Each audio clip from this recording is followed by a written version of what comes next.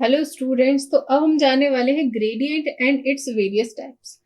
Gradient सबसे पहले तो हम ये जान लेते हैं कि ग्रेडियंट होता क्या है और इसकी इंपॉर्टेंस क्या है। तो देखो, बेसिकली ग्रेडियंट्स वो होते हैं जो आपका प्रोवाइड करते हैं आपकी, जैसे कि दो तरीके की कंडीशंस होती हैं, है ना। ग्रेडियंट्स दो तरीके से होते हैं, कौन कौन से? एक तो आपका फॉलिंग ग्रेडियंट होता है ना। और एक आपका होता है राइजिंग ग्रेडियंट। तो फॉलिंग ग्रेडियंट किसे कहते हैं और राइजिंग ग्रेडियंट किसे कहते हैं?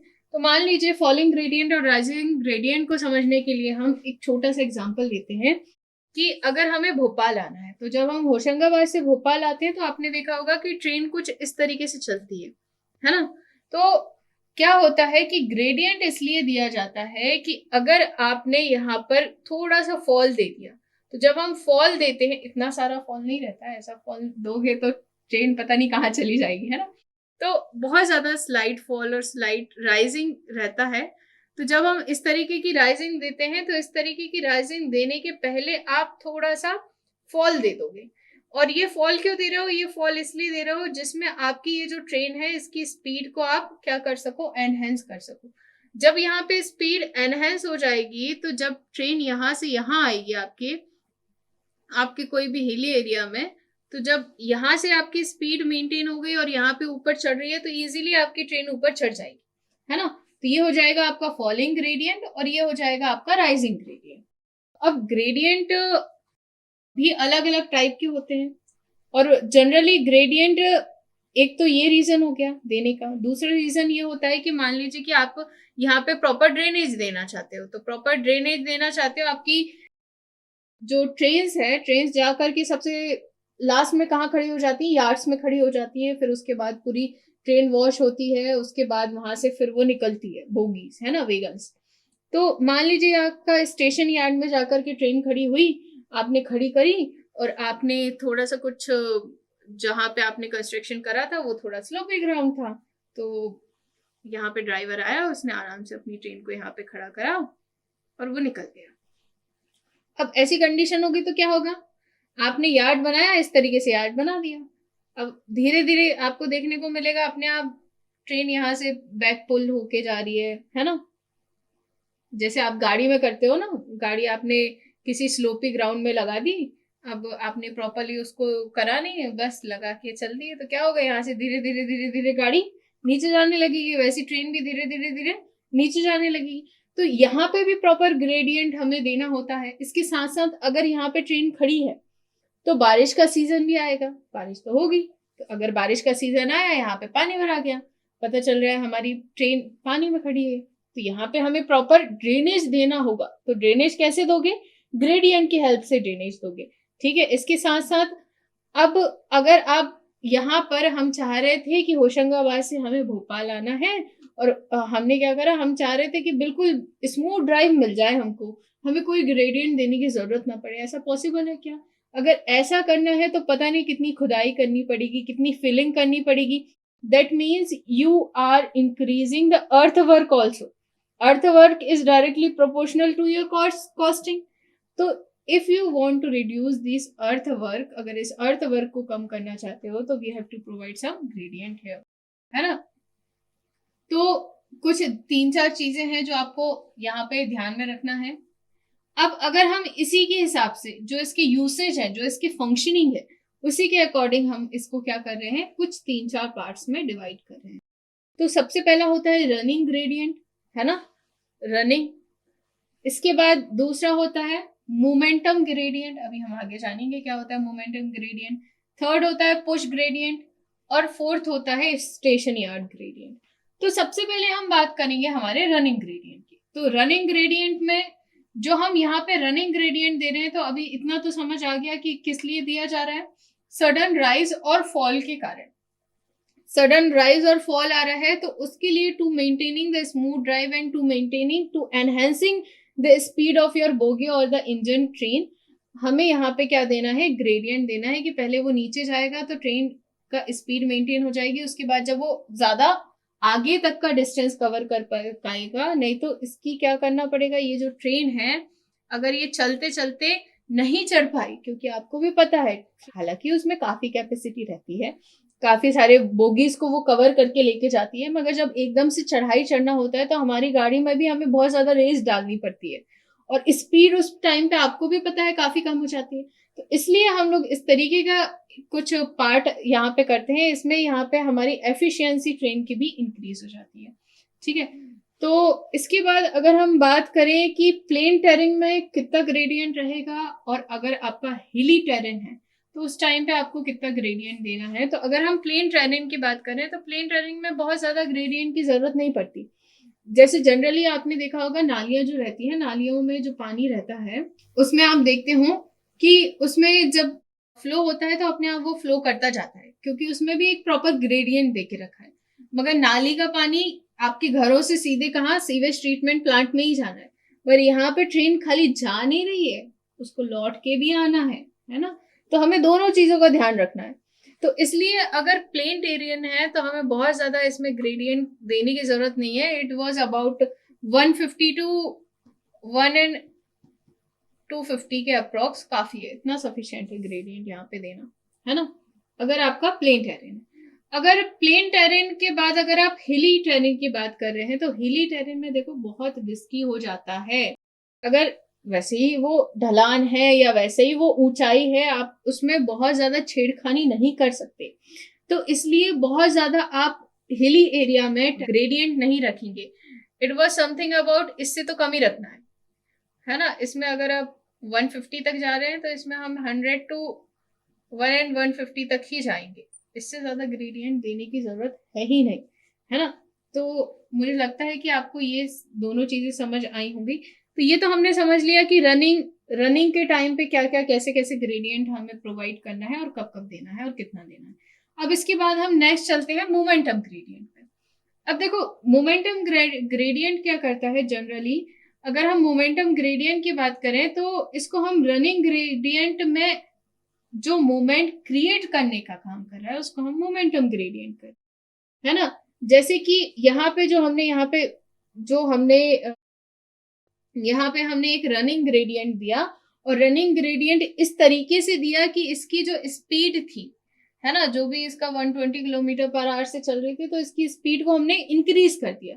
और अगर आपने इसकी स्पीड को इंक्रीज कर दिया, दैट मीन्स आप इसकी काइनेटिक एनर्जी को बढ़ा रहे हैं, है ना। अगर आप यहाँ पे ग्रेडियंट दे रहे हैं तो आप क्या कर रहे हैं, अगर स्पीड अपने आप ही बढ़ रही है, स्पीड एनहेंस हो रही है, दैट मीन्स आपकी काइनेटिक एनर्जी बढ़ रही है। काइनेटिक एनर्जी से वर्क डन होगा जिसके कारण एक मूवमेंट जनरेट होगा, और ये मूवमेंट क्या करेगा, इसको हेल्प करेगा कि ये ज्यादा डिस्टेंस कवर कर सके, है ना। कहाँ पे कवर कर सके ज्यादा डिस्टेंस, आपके जो इंक्रीजिंग या फिर राइजिंग ग्रेडियंट है वहां पर। मतलब दोनों एक दूसरे से कोरिलेटेड है, ठीक है, दोनों एक दूसरे से कोरिलेटेड है। इतना समझ आया आपको।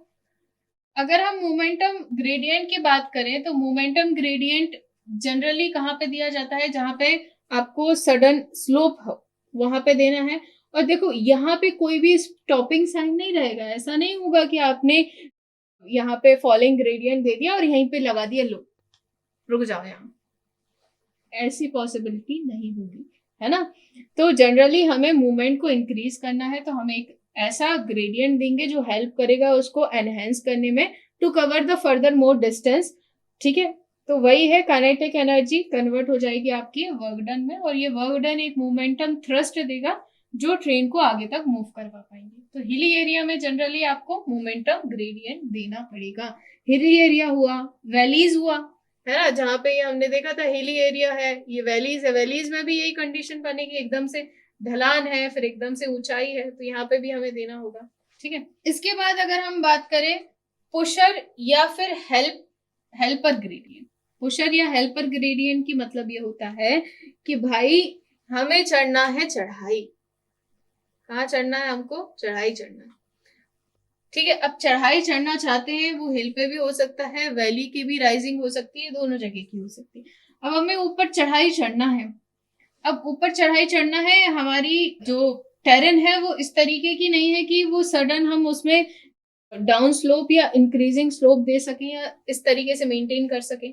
अगर ऐसी वाली कंडीशन है तो फिर क्या होगा, तो फिर हमें क्या करना पड़ेगा, यहाँ पे एक और इंजन लगाना पड़ेगा, है ना। हमें पता है कि इस चढ़ाई को ये वाली ट्रेन नहीं चढ़ सकती, है ना।